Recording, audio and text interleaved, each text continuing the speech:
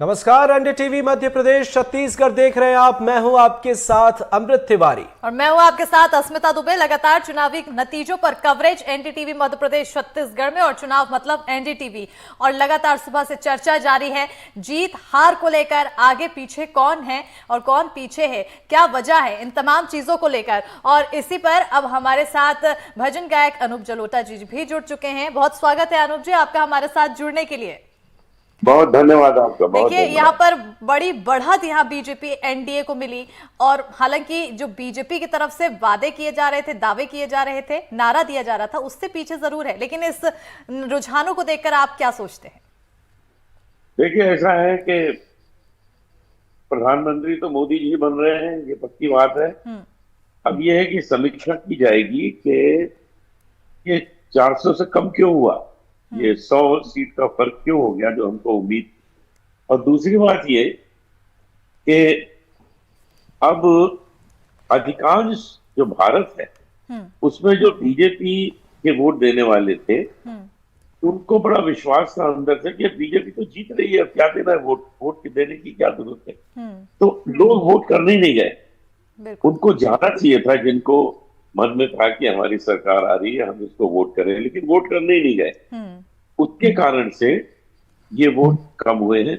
अच्छा, अब जो दूसरा गुट है उन लोगों के मन में ये था कि हमको तो बीजेपी को हटाना है, हराना है, तो हमको तो जाके वोट करना है। तो वो लोग सब ग्रुप में इकट्ठा होके वोट देने गए और उन्होंने ये सिचुएशन लेके आई। लेकिन ठीक है, अभी मोदी जी बनेंगे, कुछ साल हैं, इस साल में समीक्षा की जाएगी, जो जो कमियां हैं उसको ठीक की जाएगी। और साथ ही साथ लोगों को ये समझाया जाएगा कि वोट देना बहुत जरूरी होता है। आप घर बैठ के जिता रहे हैं वो नहीं होता है, वोट देकर जिताइए, वो सही।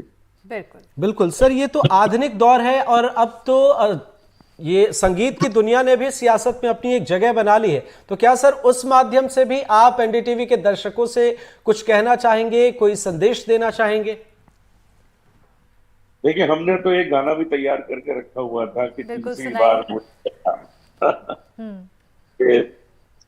राम लला की कृपा हुई है, देखो हम सब पे बार बार, आ गए हैं तीसरी बार मोदी जी की ये सरकार, आ गई है तीसरी बार मोदी जी की ये सरकार। और सच भी है, सरकार तो इन्हीं की आएगी। लेकिन जो जो चीज आंखों को अच्छी नहीं लगी कि 400 की जगह हम 300 के आसपास पढ़ रहे हैं, वो अच्छा नहीं लग रहा है। तो इसको समीक्षा के साथ ठीक किया जाए। बिल्कुल, समीक्षा के साथ ठीक करने की चलो यहाँ पर बात तो कही जा रही है। लेकिन जैसा कि आपने राम जी की बात कही और अयोध्या का हमने जो नतीजा देखा, जो रुझान वहां पर है, कांग्रेस काफी ऊंची बढ़त के साथ फाइट दे रही है यहाँ पर बीजेपी को। पर वही बात हो गई ना कि भाई वो जा नहीं रहे वोट करने, वरना हम तो जीत ही रहे। हमको क्या करना वोट करके? हम घर के अंदर बैठेंगे, चाय पानी पिएंगे, मजे करेंगे, गर्मी बहुत है। अच्छा, तो जहां जहां पर वोटों की गिनती कम हो गई है बीजेपी की खाते में, तो क्या वहां की जनताओं ने घर में बैठ के चाय पानी का लुत्फ उठाया? भाई यही हुआ है कि वोट वोट करने लोग गए नहीं। हम तो न जाने कितने लोगों को जानते हैं, मुझसे पूछते क्यों नहीं गए यार, अरे कहते जीत ही रहे यार, क्या। और दूसरा ग्रुप जो है उसने कहा कि हमको इनको हराना है, इनको हटाना है, तो चलो जरा ग्रुप में चलते हैं वोट देने। 100 लोग मिलके गए वोट। आपने जी बिल्कुल, आपने एक संगीत यहाँ पर सुनाया, अब वही इंडिया अलायंस के लिए भी एक संगीत सुनाना चाहेंगे कुछ?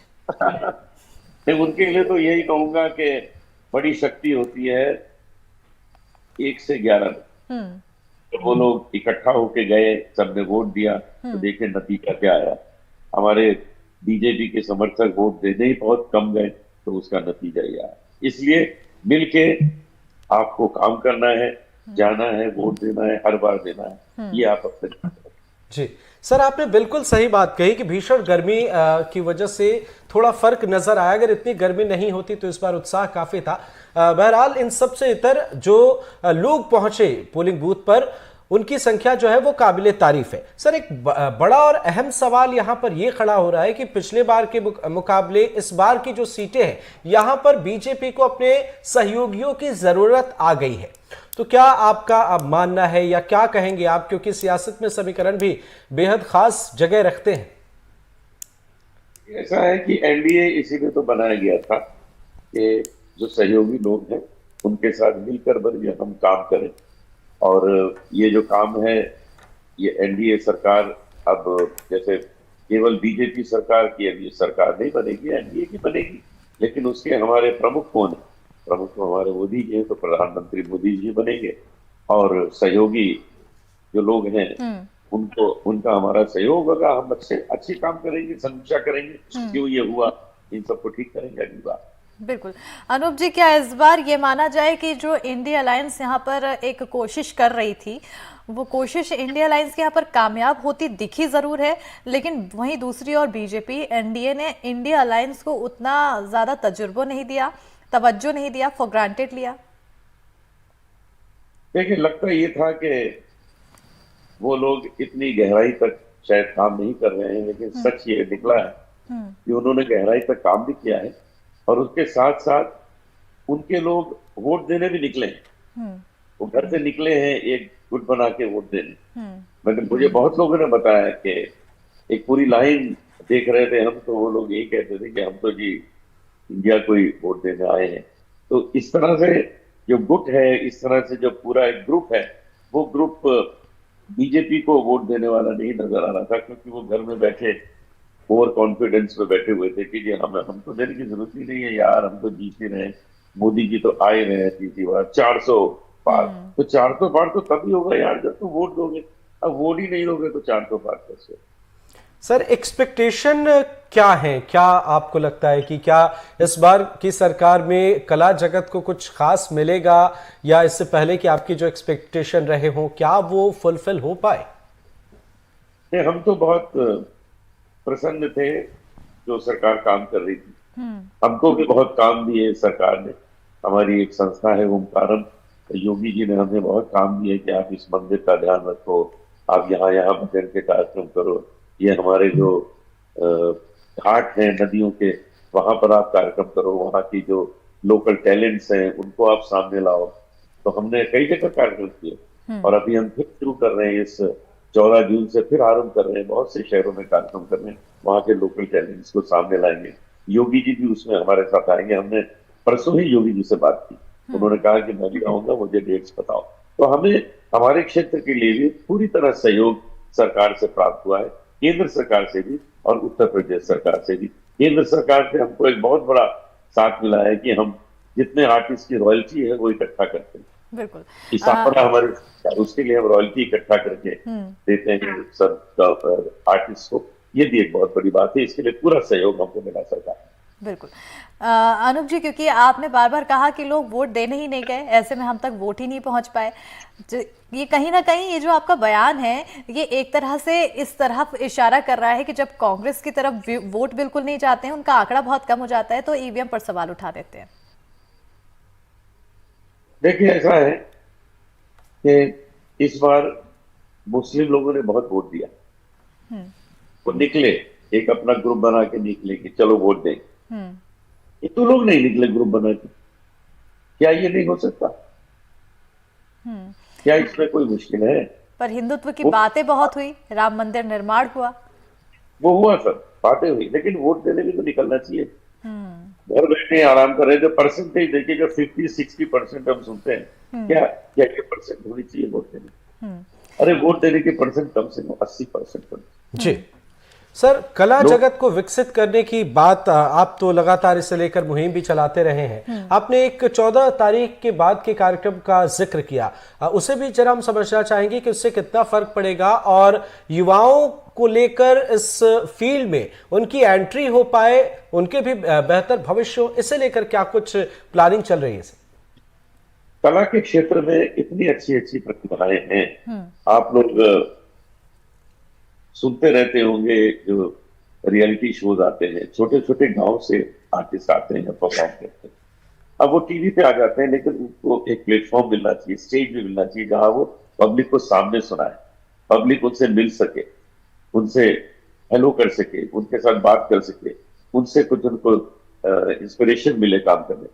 तो इन सब शहरों में जहां जहां योगी जी ने हमको बोला है, उसमें प्रयागराज है, उसमें वाराणसी है, उसमें गोरखपुर है, तो इन जगहों पे जाके हम कार्यक्रम इस करेंगे कि वहाँ की बहुत अच्छी अच्छी प्रतिभाएं को हम जानते हैं, बिल्कुल। उनको हम मुंबई भी बुलाते हैं, यहाँ भी उनका कार्यक्रम कराते हैं, तो उनके शहर में भी उनको प्रोत्साहित करते हैं।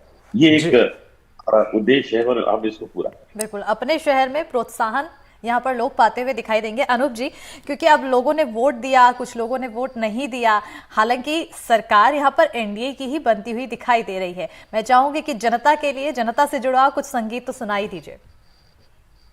आज तो बनता है। देखिए, वो तो सही है कि जनता जानती है कि मोदी जी ही प्रधानमंत्री बनेंगे, लेकिन यही आंकड़ा और बड़ा होता तो हम लोग को बड़ी खुशी होती। दो पंक्तियां सुनाता हूँ जो भूरे सिंह जी की लिखी हुई है, और हमने जब प्राण प्रतिष्ठा का कार्यक्रम देखा मोदी जी ने किस तरह से अयोध्या में प्राण प्रतिष्ठा की, तो वो दो पंक्तियां हमने जहां जहां गाई हैं, लोग उसका बहुत आनंद लेते हैं। आप भी इसको सुने। काशी बदली अयोध्या बदली, काशी बदली अयोध्या बदली, अब मथुरा की बारी है, अब मथुरा की बारी है, राम खड़े हैं लिए धनुष, अब बंसी बजने वाली, राम खड़े हैं लिए धनुष, अब बंसी बजने वाली है। और मथुरा से हेमा मालिनी जी जीत भी गई है, तो अब तो बंसी बजनी। बिल्कुल, बहुत शानदार सर, वाकई आपकी आवाज जो है वो सीधे दिल में दस्तक देती है, इसके लिए बहुत बहुत शुक्रिया आपका। सर, अब तक के जो रुझान है, क्या लगता है कि इस बार समीकरणों ने बाजी पलटने की कोशिश की है? क्योंकि एक बड़े समीकरण को साधने की कोशिश इंडिया गठबंधन ने की थी। भाई, बाजी पलटने की क्यों नहीं कोशिश करेंगे?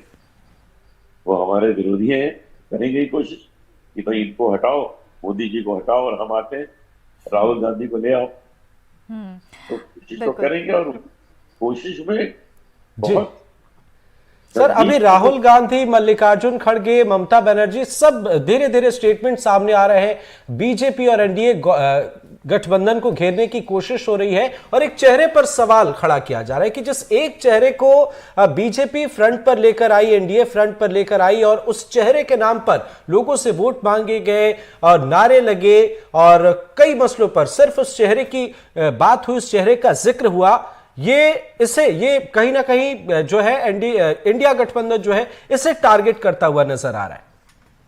देखिए, ऐसा है कि इंडिया गठबंधन कामयाब भी हुआ है। इतने ज्यादा सीट ले आना कोई मजाक थोड़ी है। लोग तो समझते थे कि 100 के अंदर रहेंगे, लेकिन वो तो काफी नजदीक पहुंचे हैं। 35 to 40% पहुंचे हैं एनडीए के, जो एक बड़ी बात है। तो मैं तो यही कहूंगा कि मनुष्य जो मेहनत से काम करता है उसको उसका फल मिलता है। उन्होंने पूरी कोशिश से अपना काम किया है और उनको उसका जवाब भी मिला है। लेकिन यहाँ जो 10 साल से मोदी सरकार जो काम कर रही है उसका रिजल्ट तो इनको मिलना ही है ना। ये सब होने के बाद भी मोदी जी ही प्रधानमंत्री बनेगा, एनडी ही आएगा, और बहुत जल्दी आप देखेंगे कि ये सब चीजें समीक्षा की जाएंगी। बिल्कुल, मेहनत का फल यहाँ पर मिलता है, चाहे वो इंडिया अलायंस को मिला हो, चाहे वो एनडीए को मिला हो। सरकार बहुमत के लिए जो आंकड़ा है वो एनडीए को आया है, सरकार तो एनडीए ही बनाएगी, लेकिन अब आगे रणनीति क्या होगी इस पर नजर बनी रहेगी। बिल्कुल, और एक मजबूत विपक्ष भी जो है वो हमें देखने को मिलेगा। अनूप जलोटा जी, बहुत बहुत शुक्रिया, अपना कीमती वक्त आपने निकाला एनडीटीवी के दर्शकों तक आपकी जो संदेश पहुंचे उसके लिए बहुत बहुत शुक्रिया आपका हमारे साथ जुड़ने के लिए। और लगातार कोशिश है हमारी, पल पल की जो अपडेट है उससे हम आपको रूबरू करा रहे हैं। और हमारे साथ यहाँ पर अनूप जलोटा जी भी जुड़े हुए थे,